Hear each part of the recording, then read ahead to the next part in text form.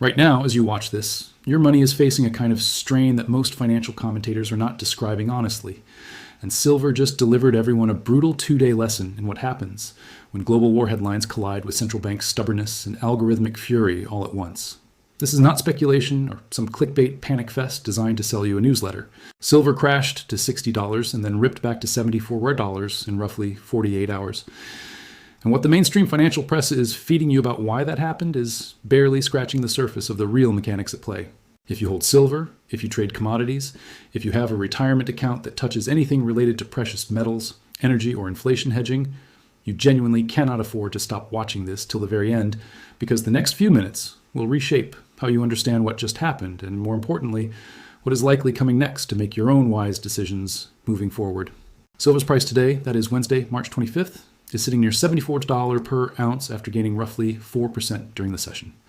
Let's not forget that on Monday, March 23rd, silver plunged to approximately $60 per ounce, completing a staggering 37% decline from its March peak, a drawdown so severe that it triggered forced liquidations across both institutional and retail accounts simultaneously. The catalyst for that crash was not a single event, but a cascading series of fears centered on the military conflict between the United States, Israel, and Iran, which had been escalating throughout the month with increasing ferocity and diminishing diplomatic cover. At the heart of the fear was the Strait of Hormuz, and Iran's implicit and at times explicit threats to disrupt traffic through that choke point sent energy prices into a speculative frenzy. When energy prices spike in a wartime context, inflation expectations do not just inch higher, they leap, and the bond market immediately begins repricing the likelihood that central banks, especially the Federal Reserve, will have to respond with tighter monetary policy. For a non-yielding asset like silver, which pays no dividends and no interest, the prospect of higher interest rates is the equivalent of financial kryptonite, because it raises the opportunity cost of holding metal versus holding a treasury bond that now pays you 5 or 6%.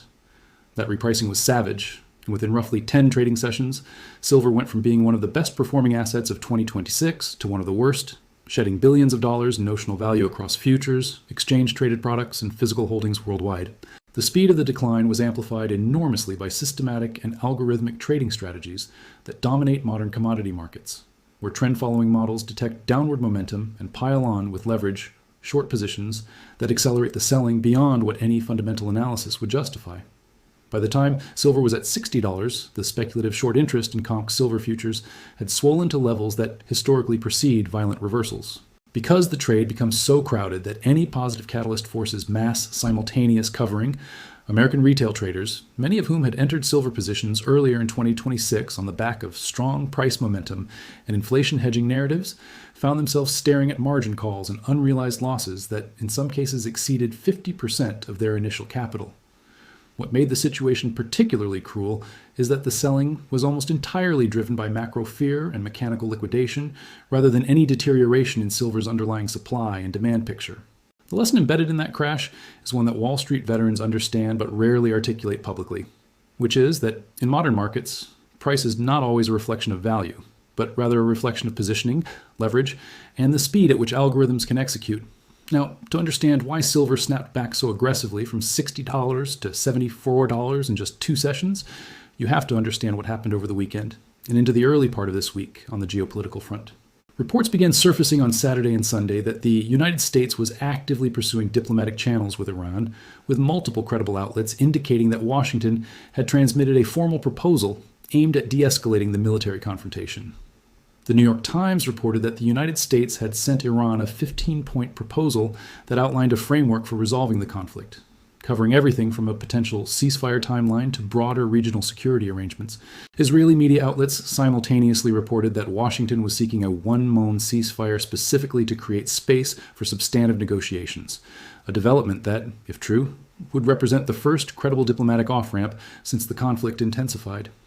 These headlines hit an incredibly fragile market, and the reaction was almost instantaneous because the speculative positioning was so heavily tilted toward the downside that any reduction in geopolitical risks forced shorts to cover aggressively. Monday's session in silver saw the first tentative recovery from the $60 low, and by Tuesday, the metal was grinding higher but struggling around the $70 level as traders tried to separate genuine diplomatic progress from tactical posturing. Tuesday's session was a masterclass in indecision because, for every positive headline about talks, there was a contradictory signal that suggested the conflict was far from resolution, and silver oscillated in a wide intraday range that reflected that confusion.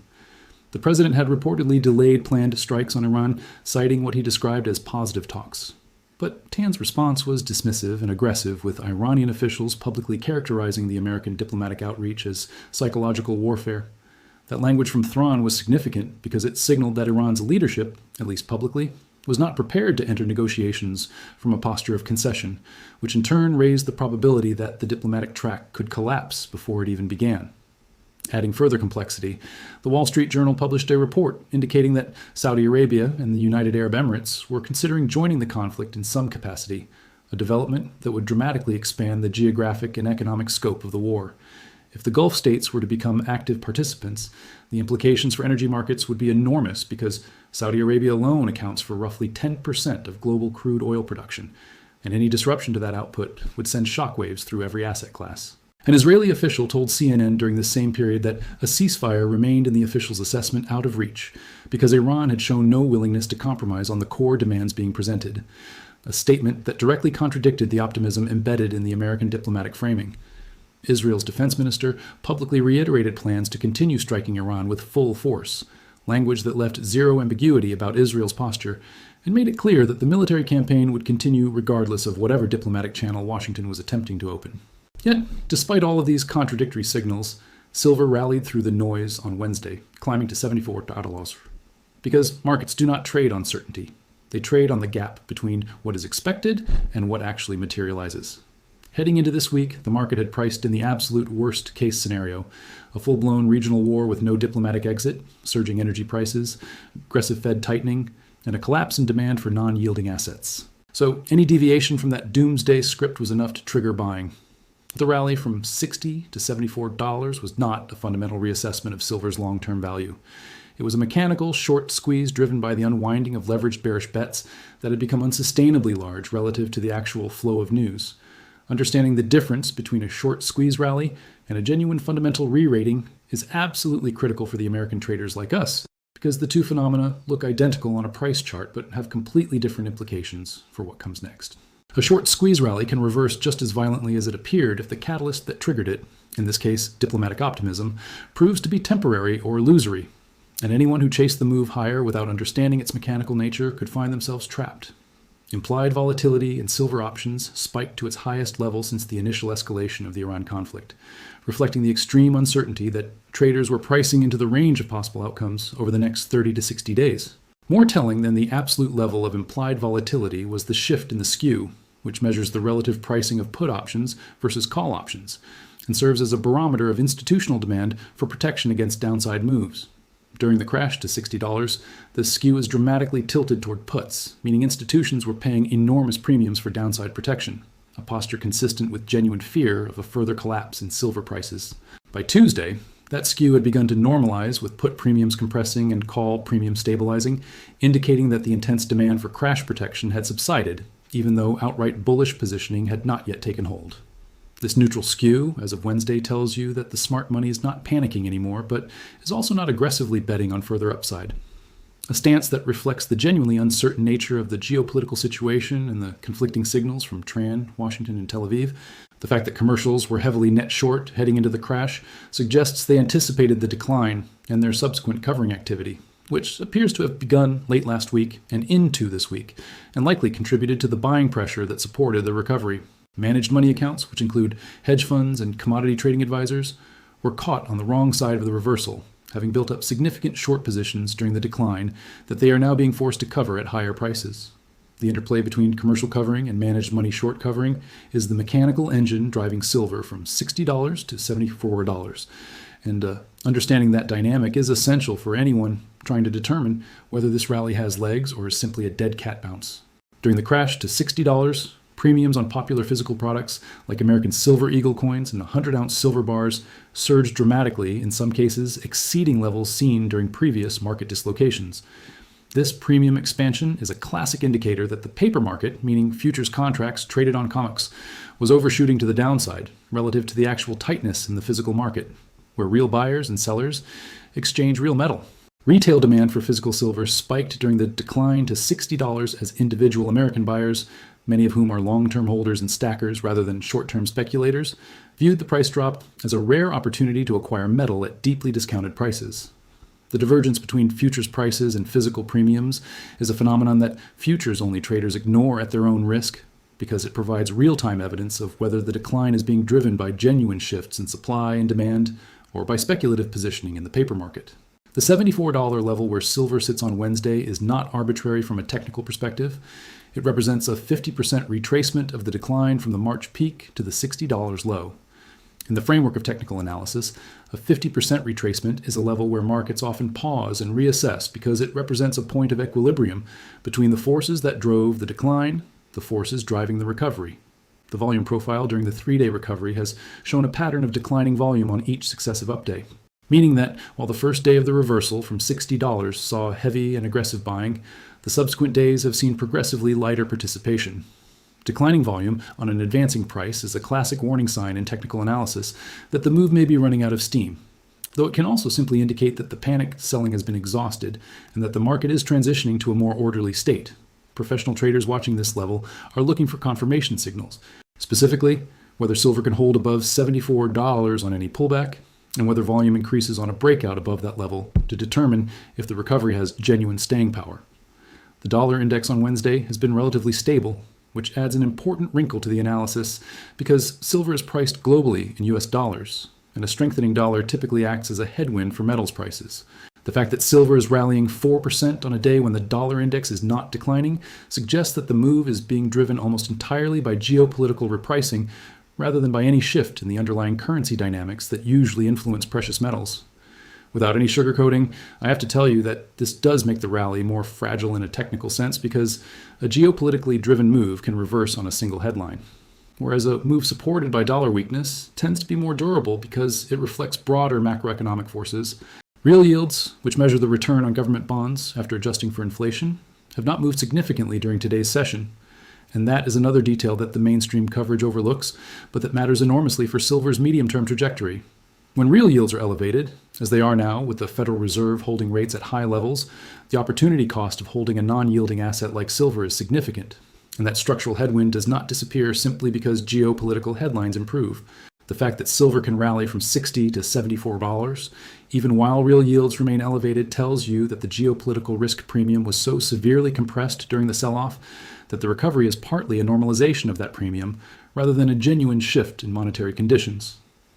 Federal Reserve Governor Michael Barr's comments this week, in which he stated that the central bank may need to keep rates elevated for some time to address inflation, represent the single most important non-geopolitical factor hanging over the silver market right now. The market has fully priced out any possibility of rate cuts during 2026, and some traders are beginning to position for the possibility of additional rate hikes if the conflict in the Middle East pushes energy prices high enough to reignite consumer price inflation.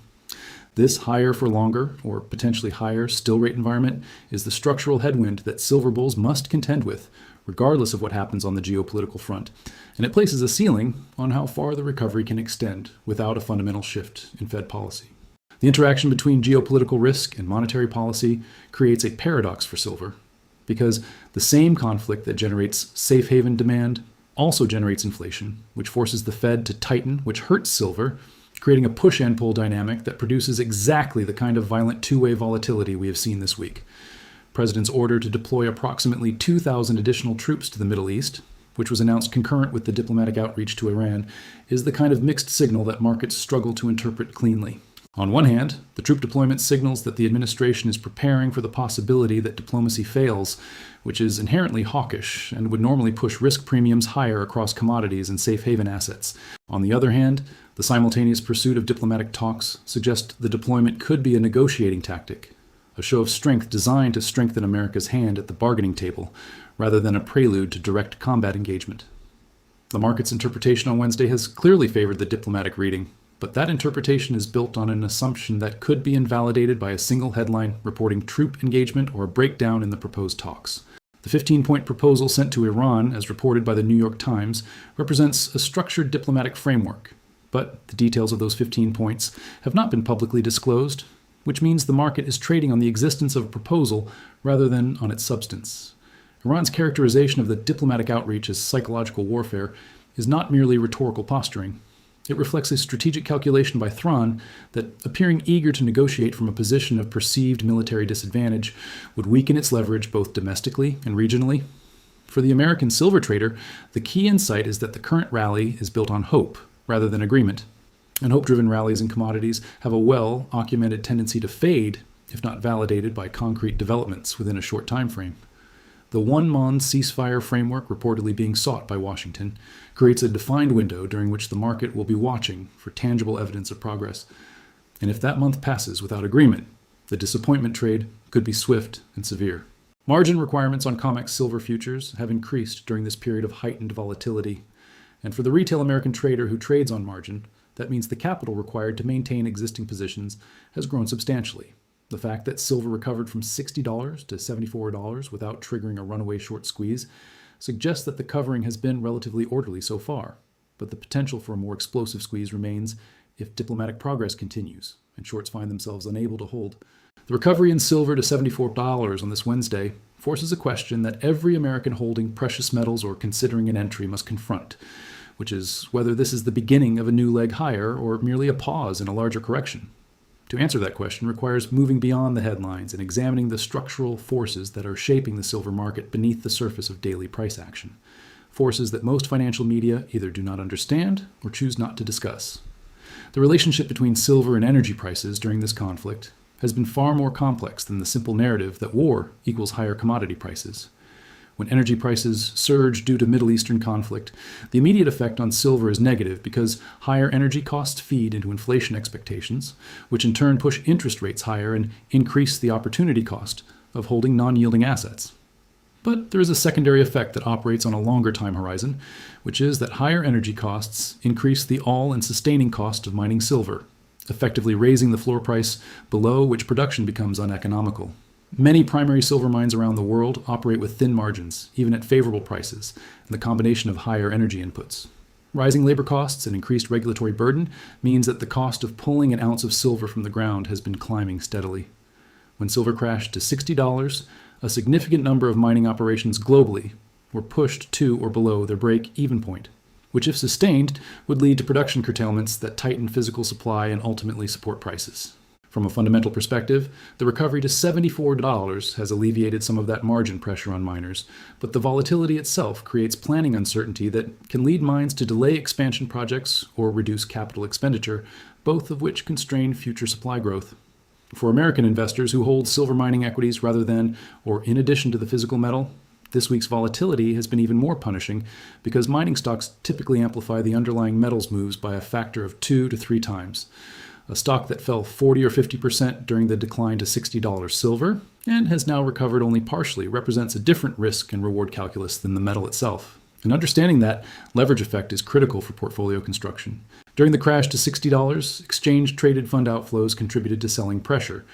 but the pace of those outflows slowed dramatically as prices hit the lows, suggesting that the sellers who wanted out had largely already exited by the time the market reached its nadir. The potential for renewed inflows as prices recover could provide a supportive bid for silver in coming sessions, particularly if American retail investors, who were sidelined during the panic, decide the worst has passed and begin reallocating capital toward precious metals. What most American investors do not appreciate about the silver market is how small it is relative to other major asset classes. And the small size means that relatively modest capital flows can produce outsized price impacts. The entire global silver market, including all above-ground refined silver in all forms, represents a fraction of the value of the gold market, which itself is a fraction of the global bond or equity markets. And this limited depth makes silver inherently more volatile. During the past week, that structural thinness was on full display as the market absorbed the 37% decline and subsequent 23% recovery on what in absolute dollar terms were relatively modest flows compared to the trillions that move through equities and fixed income daily. This is why silver has earned its historical reputation as the wild card of the precious metals complex, offering the potential for spectacular gains during bull runs, but subjecting holders to equally spectacular drawdowns during corrections. The role of algorithmic and high-frequency trading in amplifying silver's moves cannot be overstated, and this week provided a textbook demonstration of how these strategies interact with a structurally thin market to produce extreme outcomes. Trend-following algorithms, which represent a significant portion of managed money in commodity futures, detected the downward momentum in silver during the initial stages of the decline and automatically added short exposure, creating a self-reinforcing feedback loop. As prices fell, more algorithms triggered sell signals, which pushed prices lower still, which triggered additional sell signals from other systems operating on slightly different timeframes, producing a cascade effect that overwhelmed fundamental buyers during the most intense phase of the decline. The same dynamic works in reverse during a recovery, as the first signals of upward momentum cause trend following systems to cover shorts and, in some cases, initiate long positions, accelerating the buying in a manner that can push prices higher faster than any human trader would consider rational. What this means for the American individual trader is that the market you are trading in 2026 is fundamentally different from the silver market of 10 or 20 years ago, and strategies that worked in a slower, more human-driven environment may not translate to the current algorithmic landscape. Execution quality matters enormously in this environment, and the bid-ask spreads that silver traders face during periods of peak volatility can be dramatically wider than normal, but meaning that the price you see on your screen may not be the price at which you can actually transact. The slippage effect hit retail traders particularly hard during the crash to $60, as market orders submitted during the fastest phase of the decline were filled at prices significantly worse than expected, compounding losses beyond what position sizing models had anticipated. Professional commodity trading desks deal with this by using limit orders, scaling into and out of positions gradually, and maintaining cash reserves to avoid forced liquidation during volatility spikes, practices that retail traders would benefit from adopting. The psychological toll of this week's volatility on the American silver trading community has been significant, with online forums and social media showing a sharp divergence between long-term holders who viewed the $60 dip as a buying opportunity and shorter-term traders who were devastated by the speed of the decline. This divergence in reaction is a function of time horizon and conviction. And it highlights a fundamental truth about volatile markets, which is that the same price action can be either catastrophic or opportunistic, depending entirely on the framework through which you view it. Long-term holders who have accumulated silver over years and who view it as a monetary insurance policy rather than a trading vehicle experience the decline to $60 very differently from leveraged futures traders who were marked to market daily and faced margin calls. The former group tends to view price declines as opportunities to add to positions at lower prices, while the latter group is forced by the mechanics of leverage and margin to sell at the worst possible time, which is a structural disadvantage that leverage introduces into any trading strategy. For the American saver or investor who is considering silver as a component of a diversified portfolio, this week's events underscore the importance of position sizing, which means ensuring that the amount of capital allocated to silver is small enough to withstand a 30 or 40% drawdown without triggering financial or emotional distress. The correlation between silver and other asset classes during this crisis has shifted in ways that challenge traditional portfolio construction assumptions as the metal moved in the same direction as equities during the initial panic. Rather than serving as the diversifier that many investors expected during the crash to $60, U.S. equities also fell sharply on fears that the Iran conflict would push energy costs to levels that would crimp corporate earnings and consumer spending. And silver's simultaneous decline meant that investors who held it for diversification received no protective benefit. This correlation breakdown during crisis periods is a well-documented phenomenon in finance, sometimes referred to as the convergence of correlations to one during tail events, meaning that in true panic situations, almost everything goes down together as investors liquidate whatever they can to raise cash. The recovery phase has seen correlations begin to normalize, with silver outperforming equities on the most recent update as the geopolitical premium is repriced. But the lesson for portfolio construction is that diversification benefits can temporarily disappear precisely when they are most needed. The domestic policy implications of the Iran conflict extend beyond the immediate military and diplomatic dimensions and into the economic policy-making apparatus of the United States government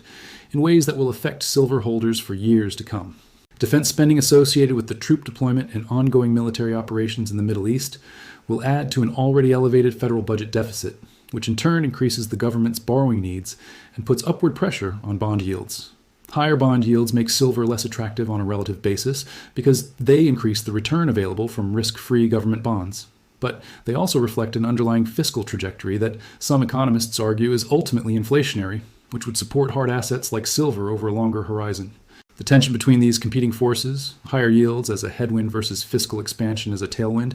is one of the defining dynamics of the precious metals market in 2026, and one that will not be resolved by any single week's price action.